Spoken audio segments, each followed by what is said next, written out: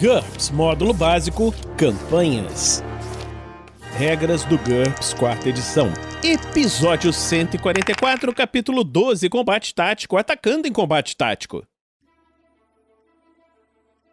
Uma produção RPG Next.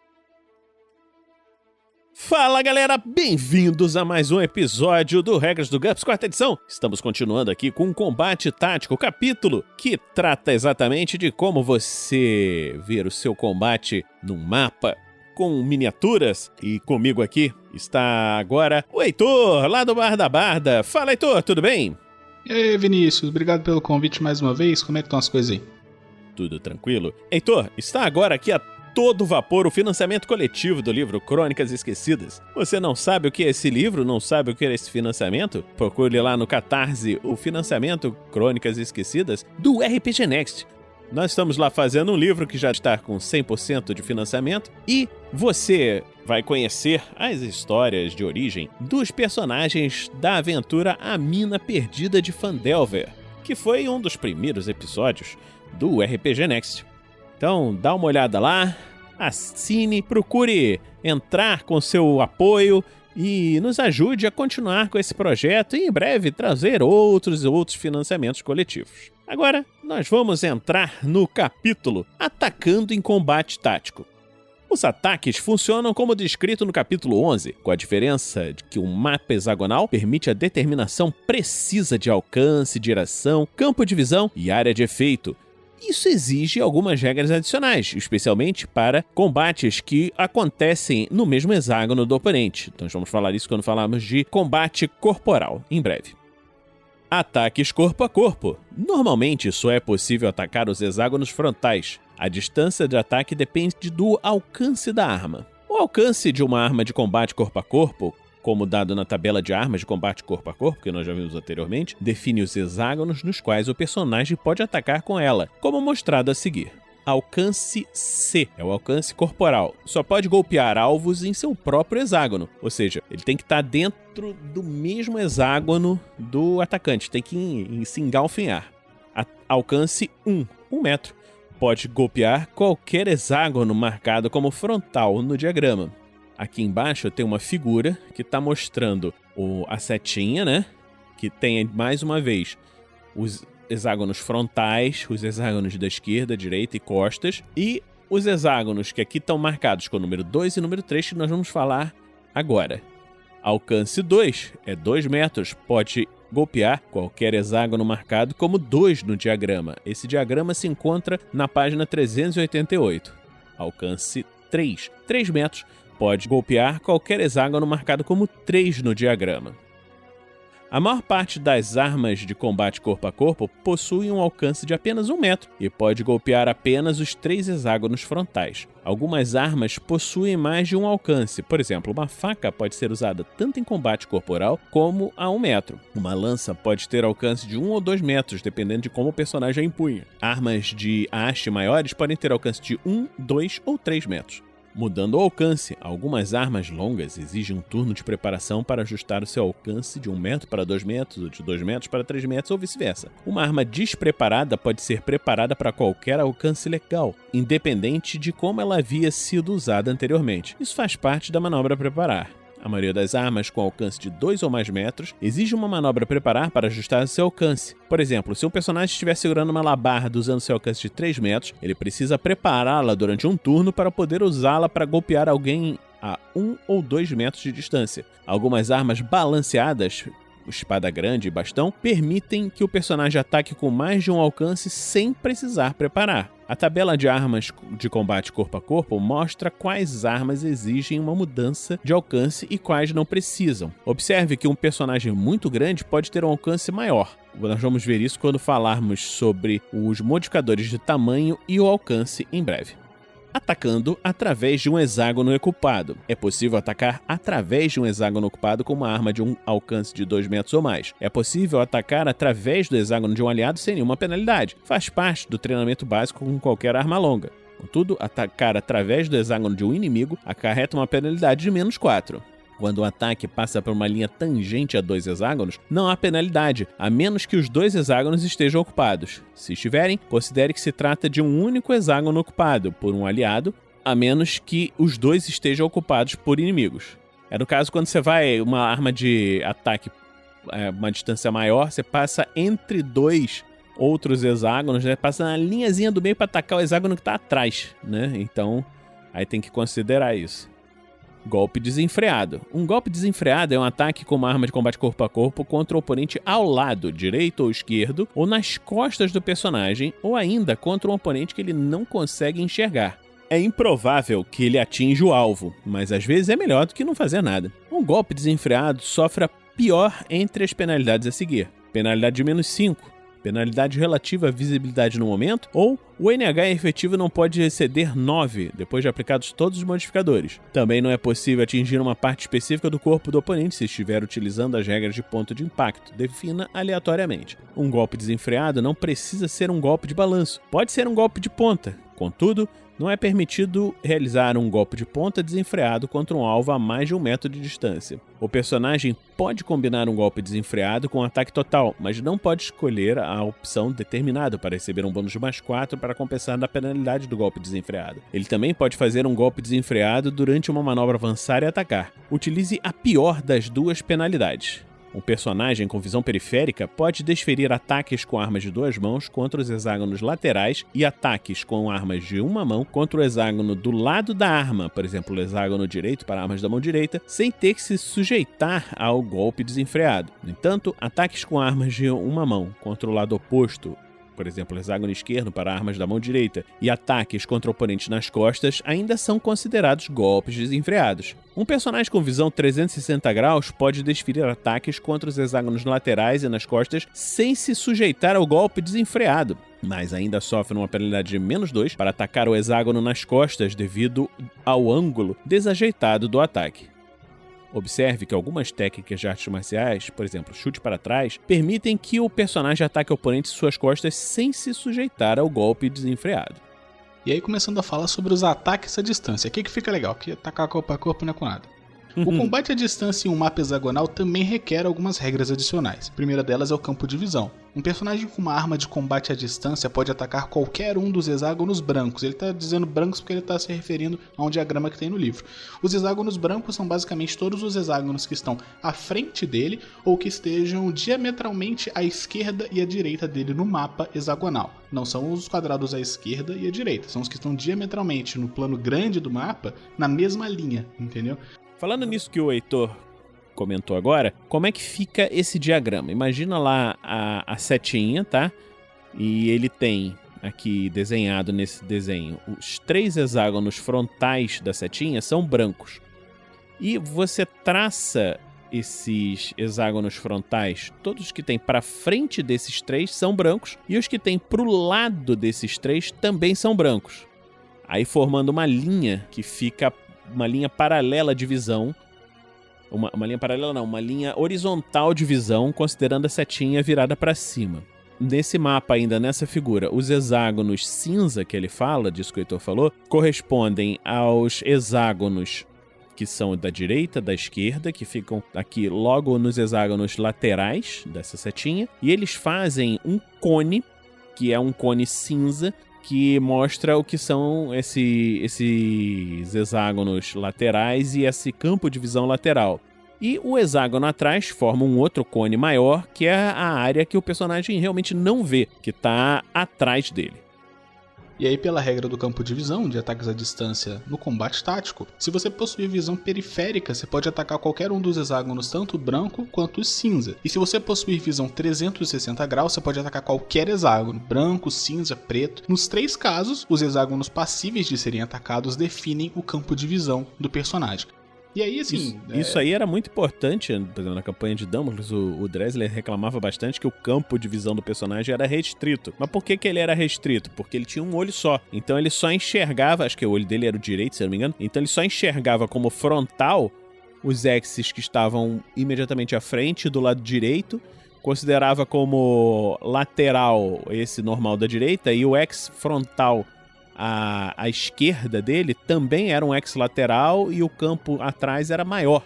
entendeu? Então ele tinha um campo bem pior pra enxergar. Ele era um especialista em lutar de lado, né, pô? Era o Naya Caranguejo. Não à toa, a primeira coisa que ele fez foi arranjar uma coroa de fogo pra poder ver 360 graus e foda-se. Ele falou, chega, pra mim já deu, deixa eu jogar esse jogo direito. Verdade. E aí a gente tem que lembrar sempre que justamente é um capítulo, pô, sobre combate tático. Então, se não tiver ficado clara a descrição do diagrama, e eu imagino que pra muita gente não vai ficar claro como é que é, realmente dá uma olhada no livro que vai ficar óbvio quando vocês virem como é que funciona o campo de visão no GURPS. É muito difícil você descrever num podcast uma coisa que é completamente visual, mas você vai lá na página 389, olha o desenho e você vai entender o que a gente quis descrever nesse negócio. Exatamente. E aí, regra sobre tiro às cegas. Com uma arma de combate à distância, um personagem também pode atacar um alvo que está completamente fora do seu campo de visão, ou se ele está, sei lá, no escuridão total, quando ele estiver vendado, adotando um tiro às cegas. Aí você utiliza as mesmas regras do golpe desenfreado para o combate corpo a corpo, exceto que a penalidade é de -10, e o personagem também não pode ter NH efetivo maior do que 9 depois que você aplica todos os modificadores. Como prevê a lei de Murphy, é mais provável que o personagem atinja qualquer coisa menos o seu alvo, como a gente vai ver a seguir atingindo o alvo errado. Não é necessário dizer que não é possível realizar a manobra apontar. Pega um personagem com pontos bastante que você consegue dar um jeito de resolver isso aí. Disparando. Isso aí tem as vantagens certas pra você não precisar fazer o golpe desenfreado, né? No caso, ele tá colocando aqui o personagem que tem as limitações normais do ser humano e tal.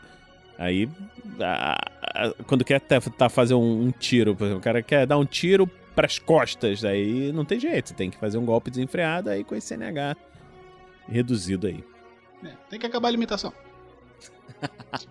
Aí, disparando através de um hexágono ocupado. O personagem ele pode disparar contra um inimigo se ele puder traçar uma linha reta entre qualquer parte do seu hexágono e qualquer parte do hexágono do alvo sem passar por um obstáculo sólido. Use algo reto, como uma régua, para determinar isso. Isso você tá pensando num jogo analógico de mapinha, né? Com miniaturas. Exato. E tal. Você tá jogando num VTT, com certeza vai ter uma ferramentinha de régua lá para você poder ver se ele tem uma linha reta. Contudo, se essa linha reta passar por um hexágono que está ocupado, os ocupantes daquele hexágono estarão, para todos os efeitos, no caminho. Então, se o personagem errar o alvo, ele pode atingir as pessoas que estiverem no caminho, o que nem sempre é uma coisa ruim. Veja atingindo o alvo errado, que a gente vai falar daqui a pouco. Qualquer pessoa no caminho, seja um amigo ou um inimigo, resulta numa penalidade de -4 para você acertar o seu alvo que você deseja lá atrás. Se o ataque atravessar mais de um hexágono ocupado, se aplica essa penalidade para cada pessoa no caminho. Se a linha passar entre 2 hexágonos, não há penalidade, a menos que os 2 hexágonos estejam ocupados. Se eles estiverem, aí você considera como se fosse um único hexágono ocupado com penalidade de -4. É aquele mesmo caso, porque como ele é hexagonal o mapa, né? Na geometria, dependendo de para onde você atira, a sua linha reta passa pela divisão de 2 hexágonos. Uma pessoa deitada não está no caminho, a não ser que o personagem também esteja deitado, né? O seu, porque aí realmente não tem muito jeito. Uma pessoa ajoelhada ou sentada no chão também não está no caminho, a não ser que o personagem ou o alvo esteja também ajoelhado ou sentado. Essas regras assumem combatentes de tamanho humano ou menor. Claro que se tiver um personagem, gigantesco, né? Esse tipo de coisa não se aplica mais, que é justamente o que ele vai falar aqui agora.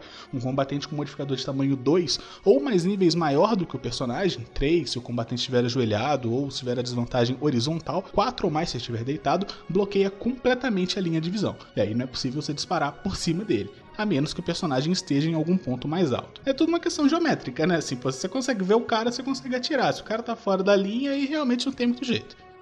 Aí sim, esse aqui é bom, hein? Atingindo o alvo errado. Quando o personagem dispara uma arma de combate à distância e ele erra o alvo, ele pode atingir outra pessoa.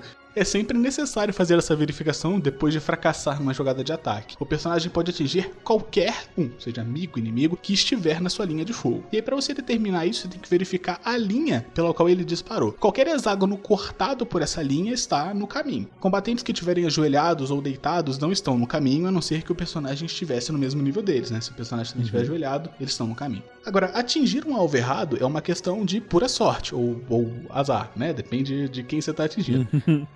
A jogada de ataque contra cada possível alvo é de 9, ou o número que o personagem teria usado se tentasse atingir o alvo de propósito, ou o que for pior. O que ele tá falando aqui é que se você, por exemplo, você tá atirando e teve uma chance dessa de acertar um alvo no meio do caminho. Aí pra você considerar se acertou ou não, você joga contra 9, ou o número que o personagem teria usado se ele estivesse tentando atingir aquele alvo de propósito. No caso, pro cara que tem um NH alto, a maioria das vezes vai ser contra 9, mas se o cara tem um NH baixo, ele pode ser que ele tem que jogar contra menos do que 9, pra ver se acerta. O personagem primeiro faz o teste contra o alvo mais próximo. Se ele fracassar, ou se o alvo conseguir se esquivar, assumindo que, putz, você realmente errou o cara que você queria, acertou o cara que você não queria, mas o cara também conseguiu esquivar, aí você faz o teste contra o alvo seguinte, e assim por diante. É sempre bom lembrar que pessoas atingidas por acaso também podem se desviar dos seus disparos. Sim. E aí você continua, aí o livro é ótimo, né? Pô, continua até atingir alguém, ou alguém bloquear, ou parar o ataque, ou que não haja mais alvos, que beleza, né? Uma hora você acerta alguém, tá tudo certo. Se o ataque atravessou uma linha entre dois hexágonos ocupados, aí você decide aleatoriamente qual alvo você vai atacar primeiro, né? Daqueles dois que estão do lado a lado. Todos os alvos, amigos ou inimigos, têm as mesmas opções de defesa que teriam se o ataque tivesse sido dirigido intencionalmente contra eles. Disparos perdidos ou extraviados. Se você obtiver sucesso no seu ataque, mas o seu oponente bloquear ou aparar com sucesso, você assume que a sua arma ou seu projétil caiu no chão. Ele não tem como atingir mais ninguém. Agora, no entanto, se o seu oponente se esquivar... Essa é ótima. Se o seu oponente se esquivar... Eu acho que a gente não usou isso em Damocles. Tinham várias situações em que isso aqui seria muito útil em Damocles. Se o personagem se esquivar, o projétil passa por ele e pode atingir outra pessoa que estiver atrás. Aí você segue as mesmas instruções do atingindo o alvo errado acima, só que aí você começa pelo alvo mais próximo do outro lado do oponente. Então seu tiro passou e aí você tá calculando para quem estiver atrás dele. Já foi determinado que ninguém foi atingido entre o atacante e o alvo, né? Que é, né, se você acertou o cara esquivou, ninguém na frente foi atingido. Agora sobre disparos de oportunidade. Se você possuir uma arma de combate à distância, o personagem pode observar uma área específica e atacar assim que um alvo aparecer. Isso se chama o disparo de oportunidade. Para isso, o personagem precisa escolher a manobra aguardar. Ele deve ficar parado e observar a chegada de um alvo dentro daquela área especificada. Ele precisa estar virado para a direção da área de tocaia e não pode fazer mais nada durante o turno. Se um alvo aparecer na área especificada, o personagem deve atacá-lo. Ele pode tentar discriminar o alvo, mas isso vai incorrer numa penalidade na jogada de ataque, como a gente vai ver a seguir.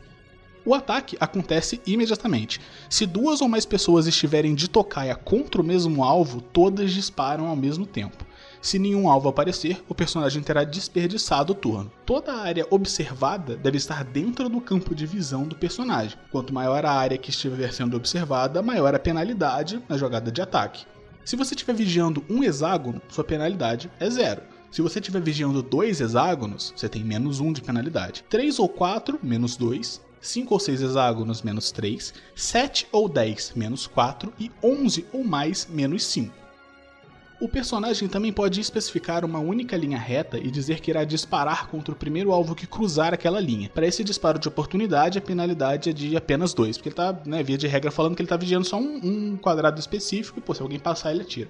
Quando o personagem faz a jogada de ataque, aí se aplica a penalidade apropriada descrita acima, além de qualquer modificador relativo ao combate à distância. Ele não pode declarar nenhum bônus relacionado à manobra apontar. A exceção é, se o personagem observar um único hexágono, apenas ele pode apontar e aguardar. Cada segundo que ele aguarda a aparição do alvo também conta como uma manobra apontar e ele recebe o bônus normal pelo tempo que passou apontando quando finalmente fizer a jogada de ataque. Isso é claro porque assim, a jogada de aguardar do GURPS, né, de mirar, consiste que você está mirando num alvo específico. Se você está mirando numa área e o cara vai entrar, tipo, putz, você não está mirando em nada, você só está vigiando, né? Então, Exatamente. Ele deixa claro que, né, você não consegue fazer as duas coisas ao mesmo tempo. A não ser que você mire num hexágono específico. Você está mirando naquela área. Se o cara apareceu ali, aí você pode atacar com os bônus de apontar. Exatamente. O mestre deve se assegurar de que os jogadores especifiquem cuidadosamente a área que está sendo observada em um disparo de oportunidade. Em conflito entre personagens de jogadores, os jogadores devem dizer em segredo ao mestre para que seus oponentes não saibam onde eles estão planejando disparar. Ai, que beleza, aí, briga de jogador. Aí é bom.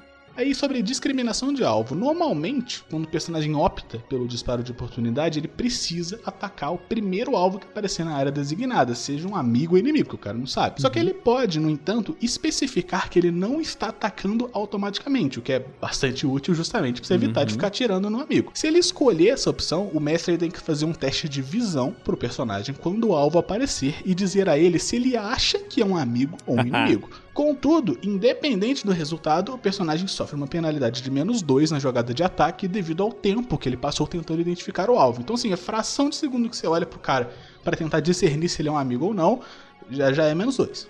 Ataques súbitos. Um ataque súbito é uma manobra ataque especial onde o personagem sai de um esconderijo, move-se não mais de um hexágono, faz um ataque à distância e volta a se esconder.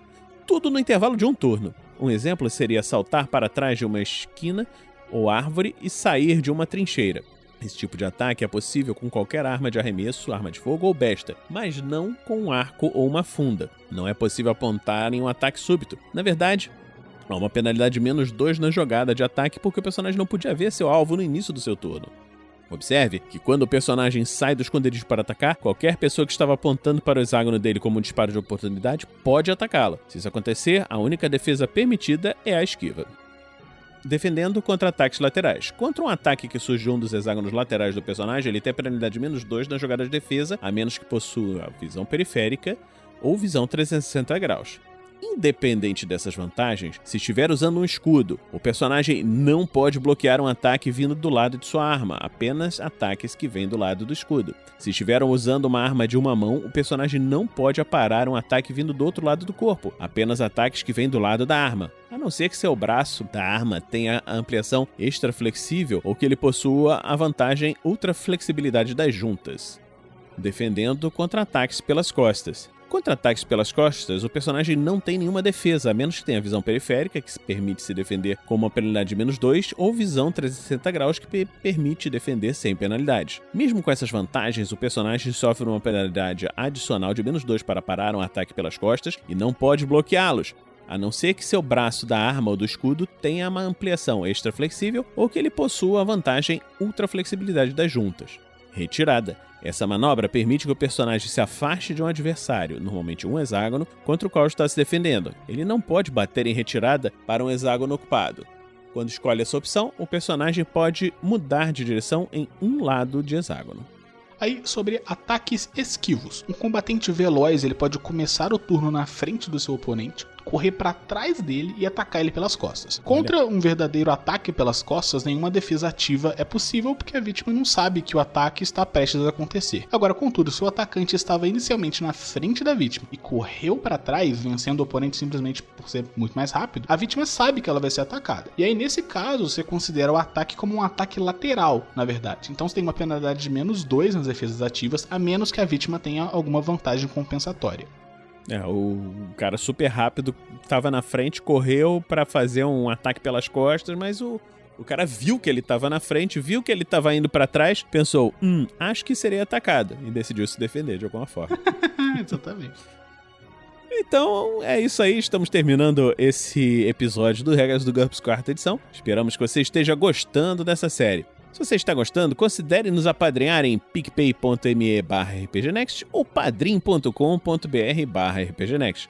Além disso, confira no Catarse o nosso financiamento coletivo do livro Crônicas Esquecidas. Portanto, hoje estamos terminando por aqui. Heitor, você quer deixar algum recado para alguém? Bom, eu deixo o recado de sempre, convidar todo mundo que estiver ouvindo para poder dar uma conferida lá no Bar da Barda RPG, que é o projeto de produção de conteúdo de RPG que eu tenho com a minha esposa Jaqueline. A gente está em @bardabardarpg em todas as redes sociais, principalmente Instagram, e a gente vai adorar a presença de vocês lá. Se vocês quiserem dar uma olhadinha, puderem entrar, curtir, seguir, a gente agradece pra caramba a presença de vocês. Tá certo, então. Obrigado, galera, e a gente se encontra na próxima semana aqui no RPG Next. Regras do GURPS 4ª edição.